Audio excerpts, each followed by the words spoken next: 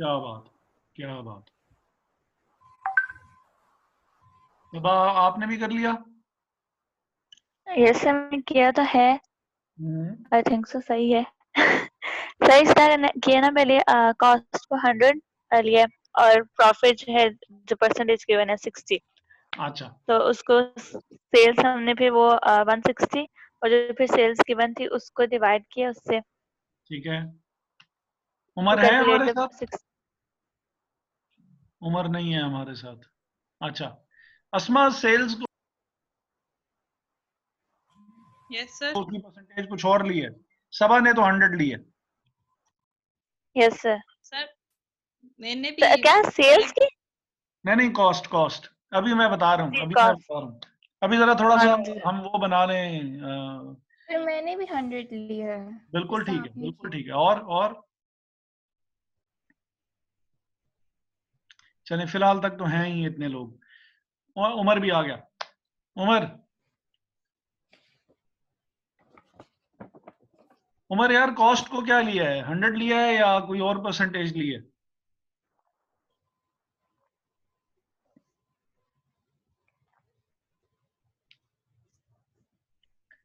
और उमर जो है वो, जी सर। हाँ। एक मिनट सर, वो असल में मैं स्टील मेरी वो, हाँ जी। अच्छा, कॉस्ट को 100 लिया है या क्या क्या किया है कॉस्ट के साथ? सर 100 ही लिया। 100 लिया है। चलें, गुड। ये जो क्वेश्चन आपने जिस तरीके से कर लिया है, अच्छी बात है। कि अगर अगर ये मार्कअप होता, अगर ये मार्कअप होता तो जो आपने क्वेश्चन किया था वो बिल्कुल ठीक था। तो ये गलत नहीं किया, यानी किया तो गलत ही है, लेकिन परेशान नहीं होना है इसमें, या वो नहीं करना है जो हो ये क्या हो गया और वो। अगर ये मार्कअप होता तो बिल्कुल जो है ना, जो बात आपने जिस तरीके से सॉल्व किया है बिल्कुल वैसे ही होती। अब हम इसको इस तरह देख लेते हैं कि ये क्योंकि मार्कअप नहीं है तो क्वेश्चन सॉल्व कैसे होगा। ठीक है, ठीक है। ठीक है। जी सर। अच्छा, जी। अब ये कैसे पता लगा कि भाई मार्कअप है या नहीं है, और ये कैसे पता लगता है कि कब मार्कअप है और कब मार्जिन है? हमने वो बात की थी ना कि मार्कअप भी हो सकता है और मार्जिन भी हो सकता है, लेकिन ये नहीं बताया था कि कैसे पता चलता और है। ये नहीं बताया लिखा था कि होता कैसे है। हो सकता है। बिल्कुल, अब हम उस चीज को डिस्कस करने लगे हैं कि भाई ये कैसे पता लगता है कि ये मार्कअप है या मार्जिन है। ठीक है। तो जो ठीक है सर। मार्कअप होता है, मार्कअप बेसिकली, मार्कअप या तो मार्कअप के नाम से दिया हुआ होगा कि मार्कअप को वो कहेगा कि भाई मार्कअप ऑफ 20% है, या वो कहेगा कि प्रॉफिट ऑन कॉस्ट वाज 20%। तो दोनों का मतलब ये है कि अगर वो मार्कअप कह दे तो भी हमें पता है कि भाई वो बात कर रहा है, कॉस्ट को 100 ले रहा है। और अगर वो प्रॉफिट ऑन कॉस्ट कह दे, profit on cost, of cost, at cost, जो भी वो लफ्ज यूज कर ले, लेकिन अगर वो कॉस्ट को बाकायदा तौर पे मेंशन कर रहा है तो इसका मतलब है कि कॉस्ट को हमने 100 लेना है, क्योंकि कॉस्ट बेस फिगर है, सब कुछ डिपेंड जो है वो कॉस्ट पे कर रहा है। ठीक है, और हमने क्वेश्चन सॉल्व कर लिया था। लेकिन अगर वो ये बात ना करे, वो इस तरह की बात कर ले जैसे, ये आपके सामने स्क्रीन कौन सी शो हो रही है, व्हाइट बोर्ड या question? White white sure. White board. Umar, question show हो रहा है? नहीं नहीं सर, बोर्ड शो हो रहा है, मैंने कहा बोर्ड शो हो रहा है। अच्छा अच्छा, ठीक है, ठीक है। अच्छा, अब अगर हमारे पास ऐसी सिचुएशन ना हो बल्कि वैसी हो जैसी कि हमारे पास क्वेश्चन में है, उसने कहा कि ग्रॉस प्रॉफिट परसेंटेज, यही बात की उसने। जी। Yes sir. बात क्या हुई? Historical gross profit percentages. और आगे भी जो उसने रिक्वायरमेंट में भी बात की, रिक्वायरमेंट में भी यही बात की कि last years gross profit percentage या gross profit percentage 2 years ago। अब जब ग्रॉस प्रॉफिट की जब वो बात करता है ना, और सॉरी, ग्रॉस प्रॉफिट परसेंटेज की जब बात होती है, तो बेसिकली जो टेक्स्ट क्यों नहीं सिलेक्ट हो रहा? अब ये आपके सामने स्क्रीन कौन सी शो हो रही है? बोर्ड। बोर्ड।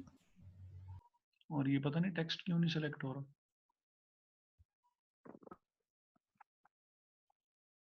टेक्स्ट सिलेक्ट ही नहीं हो रहा, वो ड्रॉ ही आए जा रहा है। Don't know why. ये तो काम गड़बड़ है। अच्छा, ये तो मुझे सारा इससे लिखना पड़ेगा। जो ग्रॉस प्रॉफिट परसेंटेज होती है, ग्रॉस, यार ये तो काम नहीं होने लगा इस तरह तो। बस जीपी लिखते हैं, जीपी कुछ भी और सिलेक्ट नहीं हो रहा, I don't know why. Try कर रहे हैं, कोशिश करेंगे ऊपर नीचे कोशिश करो तो ऑप्शन आ रही है। इसको हम इस तरह करते हैं ना, यहाँ से जरा थोड़ा सा बाहर निकालते हैं और स्क्रीन पे लेके आते हैं। Let's try again. अब हो गया। अच्छा, अब हम इस तरह करते हैं कि न्यू शेयर पे जाते हैं। Okay, let's close that.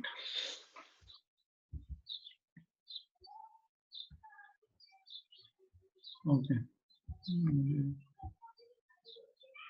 ये जरा थोड़ा सा कोई टेक्निकल ग्लिच है।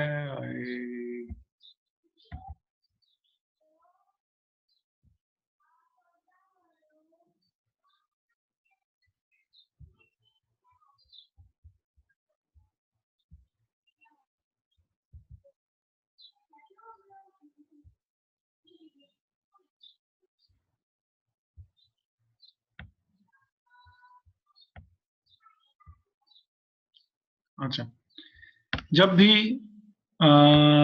सॉरी फॉर ऑल दिस, जब भी हमारे पास मेंशन्ड हो ग्रॉस प्रॉफिट परसेंटेज, तो ग्रॉस प्रॉफिट परसेंटेज बेसिकली होती है ग्रॉस प्रॉफिट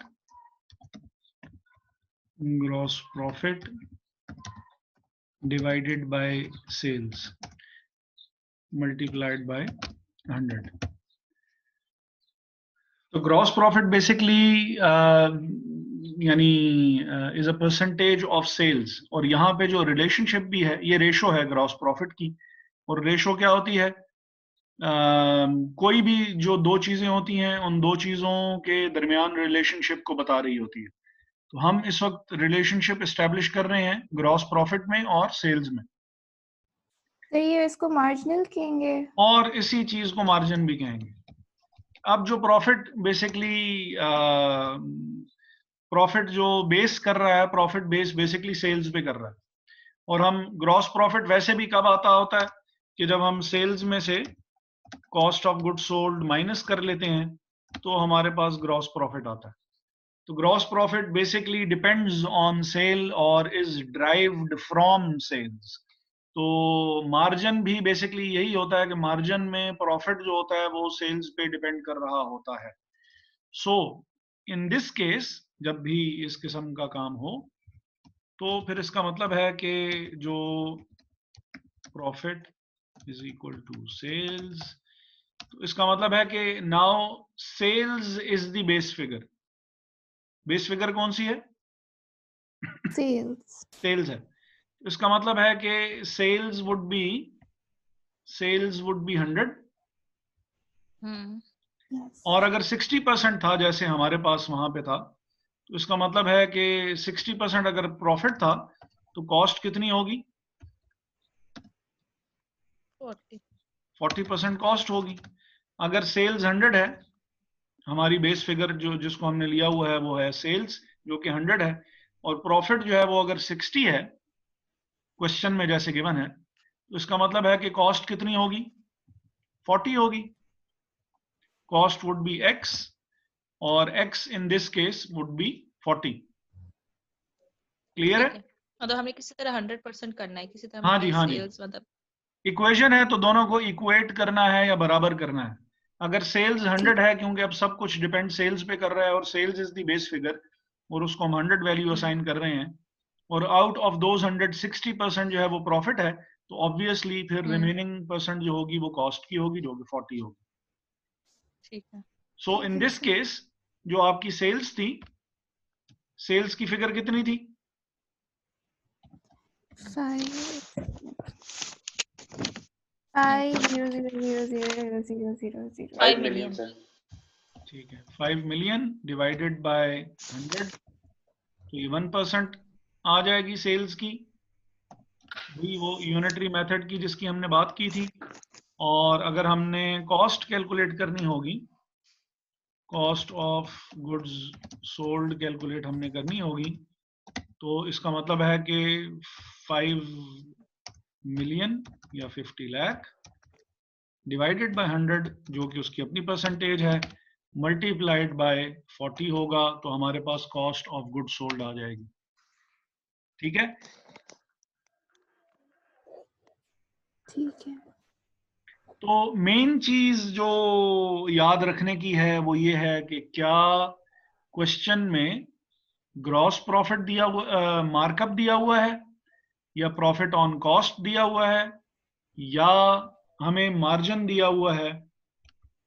और मार्जिन के केस में फिर ऑब्वियसली, यानी अगर मार्कअप होता तो फिर cost plus profit is equal to sales, हमारे पास 100 प्लस 60 इज इक्वल टू 160 हो जाता। ठीक है। सर तो आपने 160 को 50 लाख को आपने 160 से डिवाइड किया होगा और 100 से मल्टीप्लाई किया होगा। Yes sir. ये तब ठीक सर, एक होता, तरफ यानी ये हम तब काम कर सकते थे अगर मार्कअप होता। तो मार्कअप होता तो फिर हम कॉस्ट को हम 100 रखते, और जो है वो प्रॉफिट इसी का 60% है, तो वो 60 हो जाता, सेल्स 160 हो जाती, जिस तरह आप लोगों ने सॉल्व किया है। लेकिन क्योंकि ये मार्कअप नहीं है, ये मार्जिन है, और पता कैसे लगा है, ग्रॉस प्रॉफिट परसेंटेज की बात वो कर रहा है। मार्कअप जो होगा, मार्कअप हमेशा यानी स्पेसिफिकली मेंशन किया जाएगा कि this profit is 20% of cost या ऑन कॉस्ट या एट कॉस्ट। जबकि मार्जिन जो होता है वो, क्योंकि profit is usually gross profit, जब भी हम कैलकुलेट करते हैं, हमने इनकम स्टेटमेंट्स बना के देखी हैं, तो ग्रॉस प्रॉफिट क्योंकि is usually calculated through sales, तो हमें बताने की जरूरत नहीं होती स्पेसिफिकली कि भाई अगर हम ग्रॉस प्रॉफिट की बात कर रहे हैं तो ये ग्रॉस प्रॉफिट कहाँ से आया। लेकिन जब बात थोड़ी सी हट जाएगी और वो थोड़ी सी डिफरेंट हो रही होगी, तो फिर उसको स्पेसिफिकली मेंशन किया जाएगा कि ये प्रॉफिट जो है ये सेल्स की परसेंटेज नहीं है, ये प्रॉफिट जो है ये कॉस्ट की परसेंटेज है। क्लियर है? Yes sir. तो सर जो इसका दूसरा पार्ट था जिसमें 55% ग्रॉस प्रॉफिट था, तो वो हो जाएगा 5 मिलियन ओवर 100 इंटू 45। इंटू 45, बिल्कुल बिल्कुल ठीक है। ठीक है। जी सर। अच्छा, आज जवार बिल्कुल खामोश है, तो हम जवार नहीं को सर, इधर ही हूँ। हाँ, साथ जवार साथ लिख रहा था। ठीक है, जवार के साथ मैंने कहा थोड़ी सी छेड़ाछाड़ी कर ली जाए कि जवार हमारे साथ मौजूद हैं कि नहीं है। और दिलावेज तो हमेशा की तरह खामोश ही हैं और वो बिल्कुल नहीं बोल रही हैं, तो दिलावेज भी मौजूद हैं जी यहीं पे ही, जी सर। और समझ भी आ रही है दिलावेज को। जी जी आ रही। अच्छा, और हमारा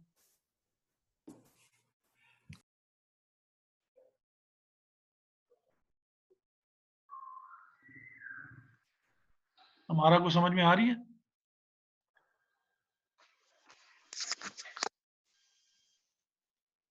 और हमारा खामोश है,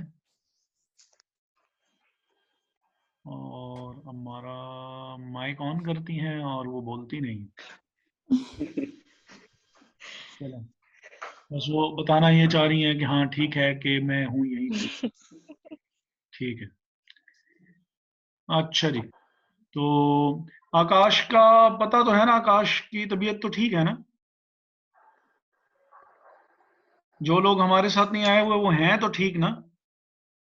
जी सर, तबीयत तो ठीक है, कल तक क्लासेस लेते सर, रहते। अभी तक तो सब ठीक है। चलें, अल्लाह आप सब लोगों को आगे भी बिल्कुल ठीक रखे।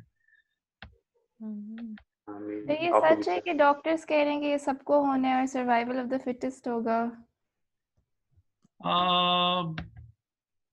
डॉक्टर्स बहुत सी बातें करते रहते हैं। हर पेंडेमिक में जरा सिचुएशन ऐसी ही रहती है। बर्ड फ्लू जब हुआ था तो वो भी काफी सीवियर वो था। सर इस वैसे मैंने इजराइल के डिफेंस मिनिस्टर का वो सुन रहा था, उसने भी यही बात की थी कि ये सब होगा। हाँ, वो कुछ बातें और भी कर रहे हैं।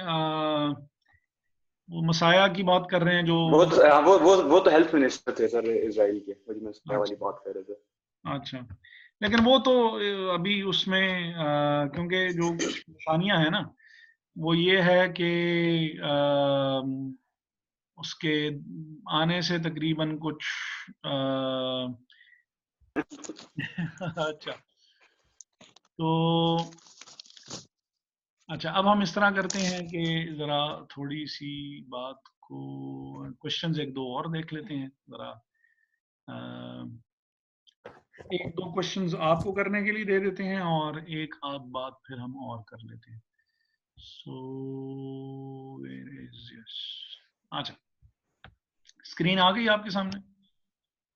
जी सर। अच्छा, अब आपने करना ये है कि आपने क्वेश्चन 17 सॉल्व करना है और क्वेश्चन 16 सॉल्व करना है। ये बस दो क्वेश्चंस आपके लिए असाइनमेंट है। थोड़ा सा बॉदर करेगा ये जो क्वेश्चन नंबर 16 है, थोड़ा सा इसके ऊपर दिमाग लड़ाना पड़ेगा। और जहां आपको लग रहा हो कि आपका भेजा फ्राई हो रहा है तो मैं यहीं पे मौजूद हूँ। You can contact me any time, पूछ लीजिएगा अगर कोई परेशानी कि सर ये कैसे सॉल्व होना। ये तो हमें समझ ही नहीं आ रही कि करना क्या है। सॉल्व इसी तरीके से होना है कि हर जगह पे आपको क्लोजिंग स्टॉक ही कैलकुलेट करना है और क्लोजिंग स्टॉक कैलकुलेट करने के लिए आपको परसेंटेज ही चाहिए। क्वेश्चन 16 में जो मेन इशू है वो ये है कि यहाँ पे परसेंटेज डायरेक्टली गिवन नहीं।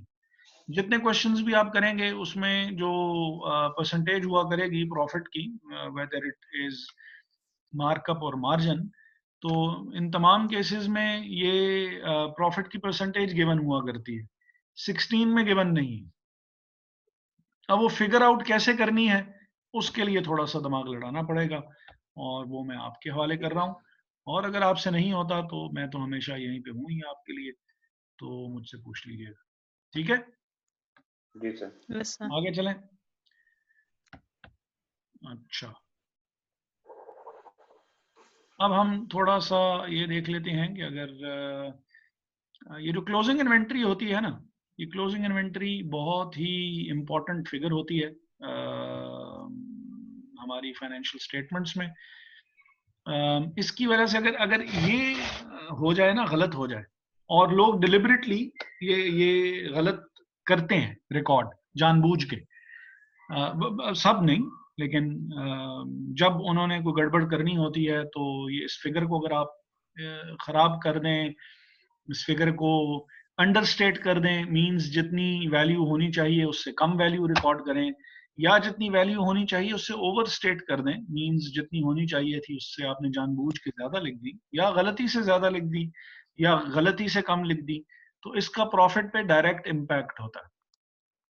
इसी वजह से जो क्लोजिंग स्टॉक की कैलकुलेशन होती है या क्लोजिंग स्टॉक की जो हम उसको स्टॉक टेकिंग कहते हैं, स्टॉक टेकिंग इसीलिए यूजुअली और most of the times auditors के सामने ही की जाती है कि auditors then and there important figure है, तो auditors then and there identify कर लें कि यार ये स्टॉक टेकिंग ठीक हो रही है या नहीं हो रही है। उनके अलावा भी की जा सकती है और बाद में इफ यू कैन जस्टिफाई कि आपने काम ठीक किया है तो चलें काम, लेकिन ऑडिटर्स लाजमी चेक जरूर करते हैं कि this is one of the key figures जिसको ठीक तरीके से जानना जरूरी है क्योंकि इसका प्रॉफिट पे इम्पैक्ट हो सकता है। कैसे हो सकता है ये अभी हम ऐसे यहाँ पे एक्सप्लेन करते हैं कि जब हमारे पास ओपनिंग स्टॉक हमने देखा कि ओपनिंग स्टॉक ऐड करते हैं हम इसमें परचेजेस, ऐड करते हैं हम इसमें डायरेक्ट एक्सपेंसेस, लेस करते हैं हम इसमें से क्लोजिंग स्टॉक, तो हमारे पास आ जाता है कॉस्ट ऑफ गुड्स, और कॉस्ट ऑफ गुड्स सोल्ड के बाद हमारे पास आ जाता है प्रॉफिट। अच्छा, अब अगर हम सिनेरियो एक अज्यूम करते हैं कि ओपनिंग स्टॉक जो है वो scenario number 1 was 50, purchases in scenario number 1 was 100, direct expenses जो हैं वो हम सपोज कर लेते हैं कि जीरो हैं, कोई भी नहीं है, रियलिस्टिक अजम्पशन तो नहीं है लेकिन हम सपोज कर लेते हैं कि जीरो है, और जो हमारे पास क्लोजिंग स्टॉक है वो भी है 50, तो कॉस्ट ऑफ गुड सोल्ड कितनी होगी? 100 होगी, क्योंकि क्लोजिंग स्टॉक तो माइनस होता है, जब क्लोजिंग स्टॉक माइनस होता है तो कॉस्ट ऑफ गुड सोल्ड जो है वो 100 आ जाएगी। और सपोज के हम यहाँ पे अज्यूम कर लेते हैं कि सेल्स हमारी जो है वो है 300, सेल्स हमारी 300 है, सेल्स हमारी 300 है, तो हमारे पास प्रॉफिट जो होगा, कॉस्ट ऑफ गुड सोल्ड क्योंकि लेस की जाती है, तो प्रॉफिट हमारे पास हो जाएगा 200। क्लियर है? Yes, sir. अच्छा, सिचुएशन नंबर 2, सेल्स 300 ही रही और ओपनिंग स्टॉक जो था वो 50 ही रहा, और परचेजेस जो थी वो 100 ही थी, और डायरेक्ट एक्सपेंसेस जो हैं वो भी हमारे पास जीरो ही रहे। क्लोजिंग स्टॉक की फिगर को हम चेंज कर देते हैं, हम सपोज करते हैं कि जानबूझ के या गलती से ये फिगर जो है वो ओवरस्टेट हो गई।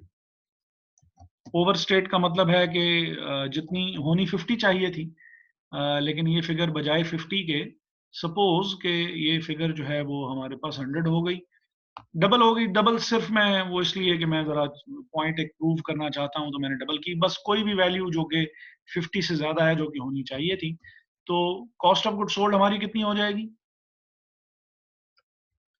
150 में से 150 में से जब आप 50 हाँ 50 150 में से जब आप 100 माइनस कर देंगे तो कॉस्ट ऑफ गुड सोल्ड हो जाएगी 50। कॉस्ट ऑफ गुड सोल्ड आपकी ड्रॉप हो गई। Cost of good sold drop होने की वजह से जब 300 में से सिर्फ 50 माइनस हुए तो प्रॉफिट आपका बढ़ गया। तो यानी यहाँ पे अगर बंदा जरा थोड़ा कि अगर हम क्लोजिंग स्टॉक को ओवरस्टेट कर दें, 50 से बढ़ाया है तो प्रॉफिट भी एग्जैक्टली 50 रुपीज से ही बढ़ गया। तो क्लोजिंग स्टॉक में और प्रॉफिट में डायरेक्टली प्रोपोर्शनल रिलेशनशिप होती है। क्लोजिंग स्टॉक की वैल्यू आप गलती से या जानबूझ के बढ़ाएंगे, प्रॉफिट बढ़ जाएगा। क्लोजिंग स्टॉक की फिगर को गलती से या जानबूझ के कम करेंगे, 50 थी मैंने 25 कर दी, कॉस्ट ऑफ गुड सोल्ड कितनी हो जाएगी? 175 हो जाएगी, और प्रॉफिट जो होगा जब ये 125 हो जाएगा। तो आपने अगर प्रॉफिट हाँ जी 125 हुए तो 175 हो गए, 175 हुए तो 120, हाँ जी। तो अगर आप 25 से आप अपने क्लोजिंग स्टॉक की वैल्यू को कम करेंगे तो प्रॉफिट भी आपका उतनी ही अमाउंट से डिक्रीज हो जाएगा। क्लियर है?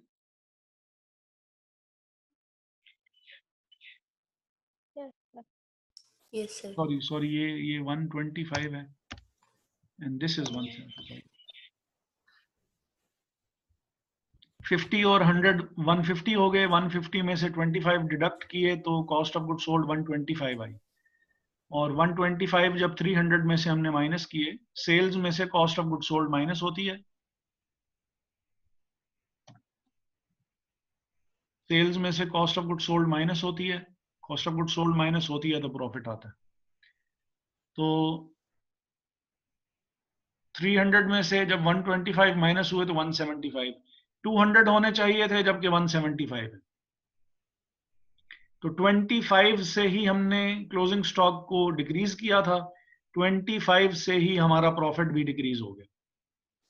और जब हमने 50 रुपीज से अपने क्लोजिंग स्टॉक को इंक्रीज किया था, 50 रुपीज से जब हमने अपने क्लोजिंग स्टॉक को इंक्रीज किया था, तो कॉस्ट ऑफ गुड सोल्ड जो होगी थी वो रह गई थी 50, और प्रॉफिट भी 50 रुपीज से ही हमारा इंक्रीज हो गया था। तो डायरेक्टली प्रोपोर्शनल रिलेशनशिप है क्लोजिंग स्टॉक में और प्रॉफिट में। क्लोजिंग स्टॉक को बढ़ाएंगे प्रॉफिट बढ़ जाएगा, क्लोजिंग स्टॉक को कम करेंगे प्रॉफिट भी कम हो जाएगा। ठीक है? Yes sir. तो पहली चीज, closing stock and profit are directly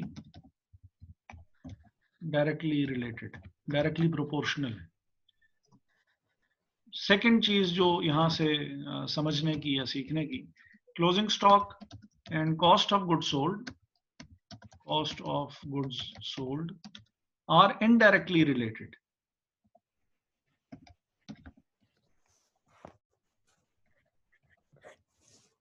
अब देखें, जब हमने cost of goods closing stock की वैल्यू बढ़ाई,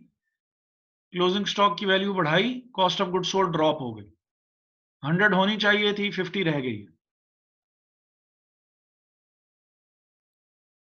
ये बात समझ में आ रही है? Yes sir. Yes sir. Yes sir. ठीक है?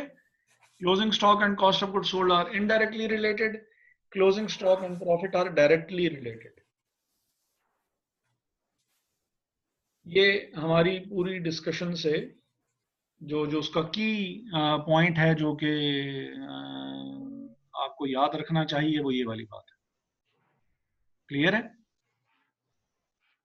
Yes sir. Yes sir. अच्छा, तो यहां से हम बात को आगे बढ़ाते हैं। लास्ट 7 मिनट्स हमारे पास रह गए हैं, तो ये छोटा सा क्वेश्चन है, यही कर लेते हैं और आज के लिए काफी हो जाएगा। California pool supplies inventory data for the year ended December 31, 2012 follow. Sales revenue जो है वो है 60,000, कॉस्ट ऑफ गुड्स सोल्ड जो है वो बिगिनिंग इन्वेंट्री 4,200 है, नेट परचेजेस जो है वो 26,600 है, cost of goods available for sale जो है वो है 30,800, एंडिंग इन्वेंट्री जो है वो 6,200 है, और कॉस्ट ऑफ गुड्स सोल्ड जो है वो 24,600 है। ग्रॉस प्रॉफिट जो है वो 35,400 है, क्योंकि 60,000 में से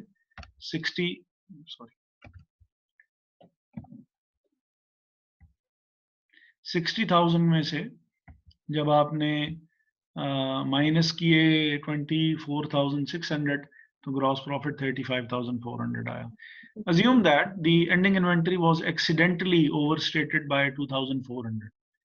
What are the correct amounts for cost of goods sold and gross profit?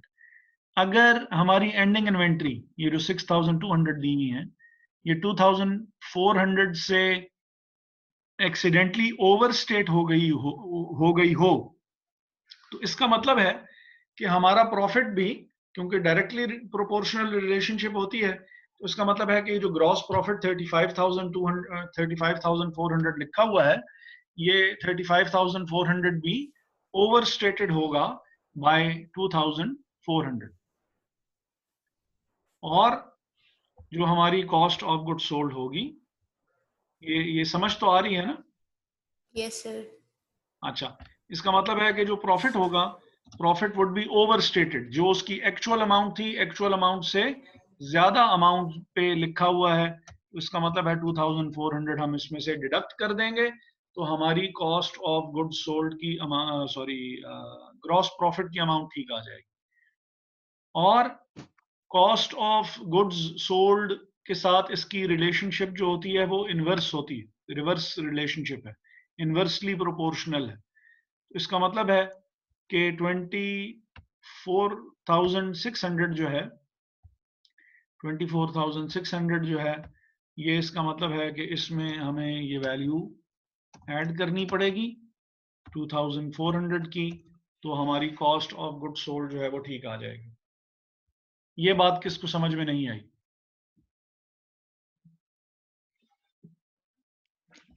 समझ आ गई सर। सर इसमें अगर हम इतना करने के बजाय ओवर स्टेट किया है ना हमने 2400 से, तो एंडिंग इन्वेंट्री में हम सिंपली माइनस नहीं कर सकते?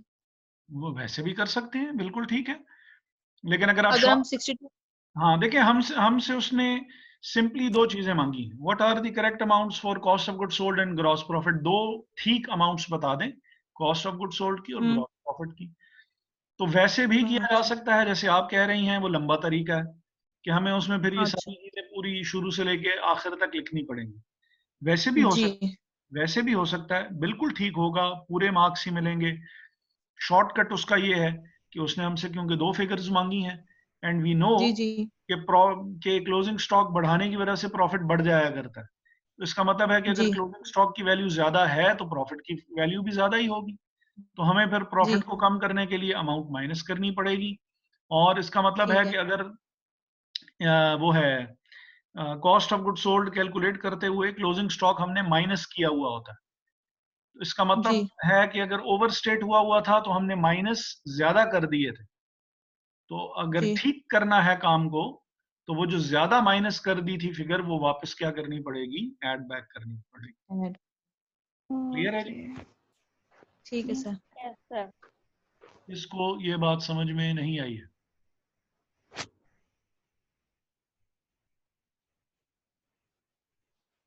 चले, आज के लिए फिर मेरा ख्याल है बस, वैसे भी 2 minutes are remaining in this session, तो